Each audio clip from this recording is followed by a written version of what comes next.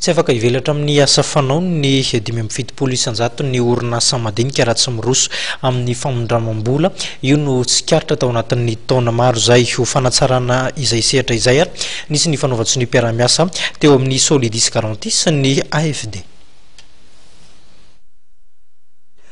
Manodidina ny 3 alina nisan'ireo orinasa madinika eto Madagasikara, ny 5 sy 2 alina hatramin'ny 2 alina amin'ireo dia mivelona amin'ny alalan'ny findramam-bola avokoa. Isan'ny olana mipetraka nefa ny tsy fahitana famatsiam-bola. Itadiavana vahaolana amin'izay indrindra dia niroso tamin'ny fifanaovatso ny mpiara-miasa ny Solidis Garantie sy ny Agence Française du Développement na ny AFD. Isan'ny voatra tao anatin'izany ny fanomezana antoka amin'ny tetina 10 euro avy amin'ny AFD ahafahan'ireo banky fampindramam-bola mamatsy tetikasa hatramin'ny 12 tapitrisa euro.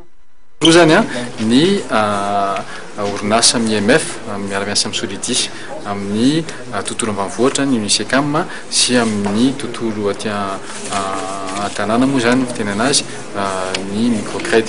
Tanjona zany amin'ireo anankiroa ireo dia ny anome crédit eo amin'ny 6 milliards 5 eo d'ariary.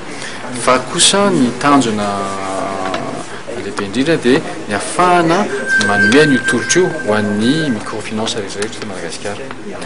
Isan'ny tombontsoa azo amin'ny alalan'ity fifanaovatso ny mpiara-miasa ity ny fampitomboana ny fidiram-bolan'ireo orinasa madinika, ny famoronana asa maro ary ny fanokafana orinasa ihany koa. Tanjon'ny Solidis Garantie tokoa ny fampiroboroboana ny sehatry ny fandraharana madinika eto Madagasikara amin'ny alalan'ny fanomezana azy fitaovana sy famatsiam-bola izay ilainy.